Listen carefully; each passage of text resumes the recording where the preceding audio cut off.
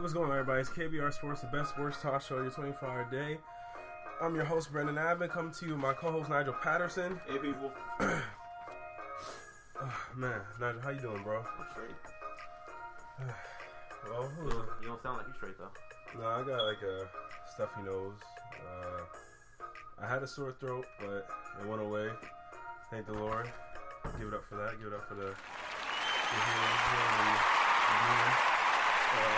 You're struggling through it. You're coming through for the people, man. Coming through for the people. Is that what you're trying to say? Yeah, man. I'm a man of the people. I gotta. The people ask, and I like to deliver. My man said, I'm on my deathbed. I'm still gonna deliver KBR Sports. I like that. I like that tenacity. At least y'all will have some remnants of me left after I'm long and gone from this cold I've gotten that just won't let me live. All right, yo. Remember, don't forget, y'all. Please follow and subscribe to KBR Sports Podcast on Rabble TV, Spreaker, YouTube, SoundCloud, and iTunes. Also, like, share, and comment on the KBR Sports Podcast so you get your feedback and feelings on our show. Also, don't forget to follow KBR Sports at KBR_Sports on Twitter, where we tweet the link to listen to us live prior to every show. And don't forget, you guys can also call in and join in our discussion by calling to 571-991-0566. Once again, it's 571-991-0566. Can I make a shout out real quickly? You get what? Can I make a shout out real quickly? Go ahead. Shout out to Dion Waiters, Eastern Conference Player of the Week. Dion Waiters. Dion, I wave off Kevin Durant Waiters. No, props to that. Bam, bam, bam, props bam. to him. Gunshot for that, man. 24 points a game. Give me a round of applause. Give me a round of applause for that. There you go. Go ahead. Look how Dion making himself worthwhile. Everybody thought Dion was going to be a shot chucking Waiters. I mean, he still is. Don't get me wrong. He just happens to be going in. he hit a big shot to give Golden State an L. One of their recent L's, actually. He hit the shot, the 3-pointer, the game winner, actually. Then he turned around and said, "You know what? Let me do the same thing against Brooklyn." So go ahead, Dion Waiters. Go ahead, man. Look at Dion making the worse worse. I'm happy for him. Making the rich richer and making the worse worse. I'm happy for him. So, y'all, let me give you guys a topic rundown today where we're going to talk about Carmelo Anthony and his 45-point performance and if that actually did something for his trade value. And then we're also going to talk about Carmelo and what a possible trade for the Clippers would do for the Clippers and for Melo himself. Then we'll also touch on the 49ers' new hiring of John Lynch as their general manager and what we think of that. Then we'll also talk about the Indianapolis Colts and if they're wasting away a star player on their team's prime years of his career. Then we'll touch on other topics, y'all, so don't forget to stay tuned for all that. But, y'all, like I said, let's touch on the first topic where we're talking about Carmelo Anthony. Carmelo obviously had a big night against the Atlanta Hawks last night where they played 4 overtimes and Melo ended up going for 45 points. He was 18 of 36, shot 50%. Was 3 of 9 from 3. He shot 33% from 3-point range, 6 of 7 from the free throw line. He had 6 rebounds, 4 assists, and 3 turnovers. Nigel, and then he ended up fouling out in the third overtime. So Nigel, what do you think about Melo's performance? How do you think it has any weight on his trade value? Do you think it increases or decreases his trade value? No, I don't think it does anything really. I mean, do you know what Melo is at this point? I'm pretty sure you're gonna tell me. No, I mean, do we know what Melo is at this point? I mean, he's been in the league for 13 years. Uh-huh. Guessing. I mean, he dropped 45 points. I mean, okay, Melo's played. I'm gonna guess off the top of my head, 600 games or something, 700 probably. Mm-hmm. We know what he is. He scores the ball. From dropping 45 points doesn't do anything. It doesn't increase. A better question would have been: does his recent stretch of playing great basketball change my opinion on anything? And no, it doesn't, because we know what Melo can do. He can score the ball occasionally. So it doesn't increase or decrease for you? Not really. I mean, I don't think people are gonna be knocking down the door now that he scored 45 in a quadruple overtime game. Which one would you go if you had to choose one? Increase or decrease? If I had to choose one, stay steady. Nigel, that's not an answer. This is now. You literally had 2 options: increase or decrease. And I made a third option. You literally. Nigel, but seriously, if I had to ask, it'd be increase. You said increase? Yeah, I mean, it's not only, he scored 45 points. That's a negative for him. Obviously, it's a positive. But I mean, at this point, it's not like moving the bar or anything like that. Mm-hmm. I mean, I guess I take that back. Because I mean, people did say he was washed up. He was old. He wasn't doing anything anymore. He's come out recently and put up some points. So You know, you can take this as sort of a kind of thing where he's like, you know what, I'm getting back at the haters that were doubting me. Everybody, I didn't think I was going to be able to drop X amount of points, sort of thing. And he goes out and puts up 40, 45. So that could be his way of getting back at everybody that was doubting him, that was ridiculing him over the past few weeks, past few months. Yeah, you say last 2 years, really. I say ever since he signed his contract, really, actually. Yeah, because the Knicks haven't reflected his great play or anything. Great. Okay, well, my opinion of Melo's performance is that it decreases his trade value. Does it? Yes, and here's the reason why. Because it decreases his value because one thing that every coach wants to get away from in the NBA is ball stopping. Nobody wants to see the basketball stick. Nobody wants the basketball to essentially stay on one side of the court. You want the ball to keep moving and be able to be in the full offense. Well, when Melo takes 36 shots, it's very hard for the ball to keep moving because he has it in the air so much. So and then when it's one of those things that when it takes you the other players be able to get their 40s a lot more efficient. Like Steph Curry scored 43 points on 23 shots, 13 left Melo. Durant got 40 points on 16 shots, 20 less than Melo.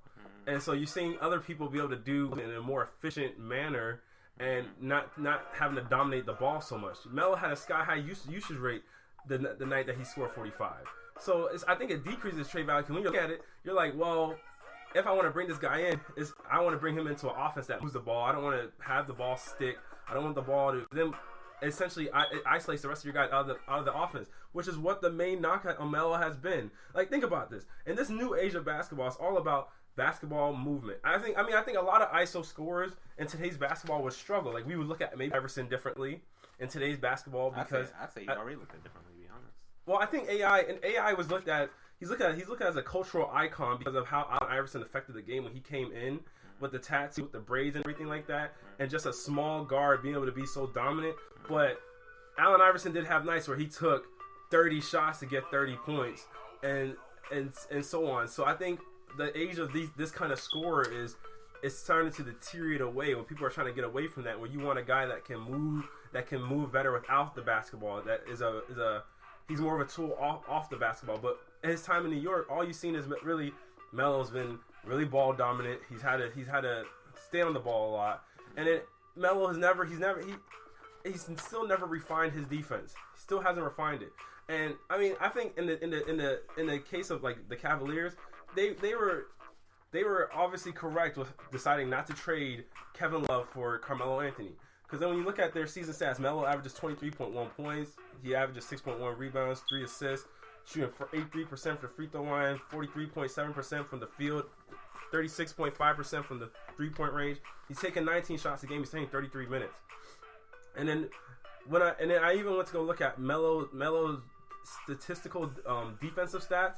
Melo on defense, opponents shoot 1.9 percentage points better when Melo's guarding them, and he has about 9.5 shots attempted on him a game. Versus Kevin Love, who averages 20 points, 11 rebounds, 1.9 assists. His free throw percentage 86.6. He shoots 42.5 from the field, 37.5 from three-point range, and attempts 15 shots a game in 31.5 minutes.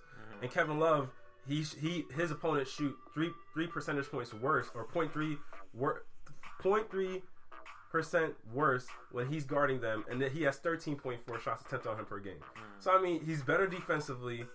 Offensively, Melo is the better player offensively, but what I would need from Melo in offense in the same scheme if he went to a Cleveland, I don't need him to dominate the ball. I got LeBron James.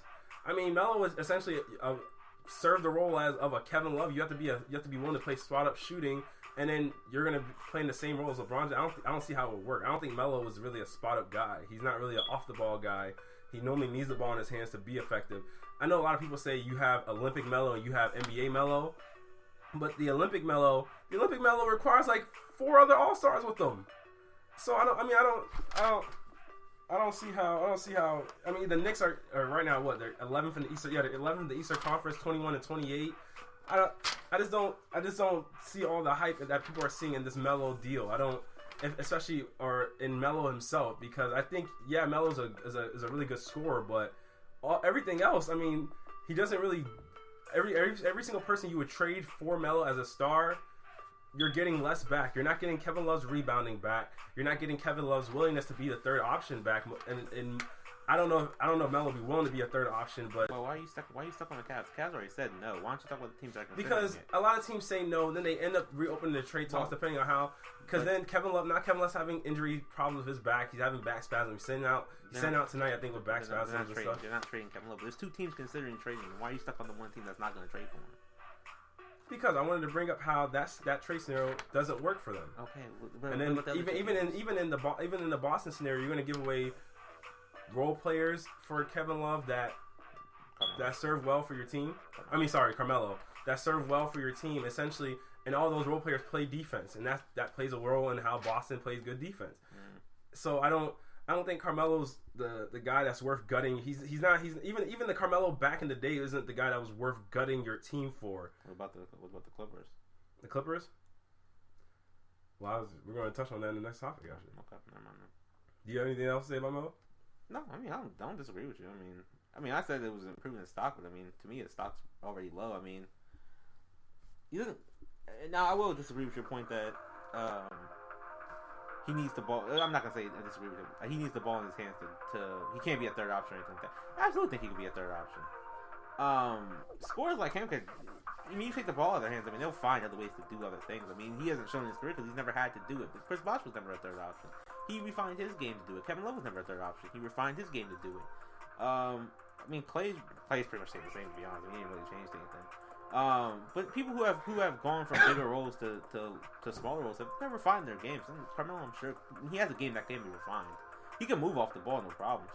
But the thing is, the way the Melo's game, even off the ball, is tough to translate because even when he was in that offense where they try to get him moving the ball more, most of the time when the ball got to him, it normally stuck because it normally results in him going into the jab step or posting up or sort of things. He just normally holds the ball and lets it stick there, as opposed to getting it up quickly or going right into the offense immediately. Most of the time he holds the ball, he gets it, he holds it, hits a few jab sets, takes a contested jumper or something like that. So it's one of those things. I think that as a guy, and you're these other guys that you're talking about, I think they were at points where the other two guys that were above them, like LeBron and Dwayne Wade, with Chris Bosh, in Chris Bosh's case, those guys were undeniably better than them, and they had a way higher social standing than those guys, and Chris Bosh's ego was a lot lesser than the ego of Carmelo.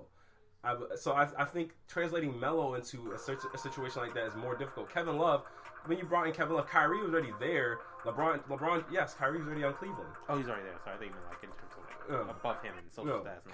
Kyrie's already in Cleveland, so Kyrie already has his standing in Cleveland. Then LeBron comes in, and then you're the last guy to come in, and you're obviously the guy that everybody's like, okay, well, you're the third piece that we're gonna have in because they see Kyrie as the better scoring option than Kevin Love. So, but the thing is, Carmelo, I don't think Carmelo himself believes that he's a lesser scoring option than the other two guys. Well, that's speculation. I mean, I fully believe he could refine his game. I'm pretty sure he knows that, the last 3 years he hasn't been able to get it done. So, I mean, it wasn't immediate with Chris. I mean, Chris Bosh took a year.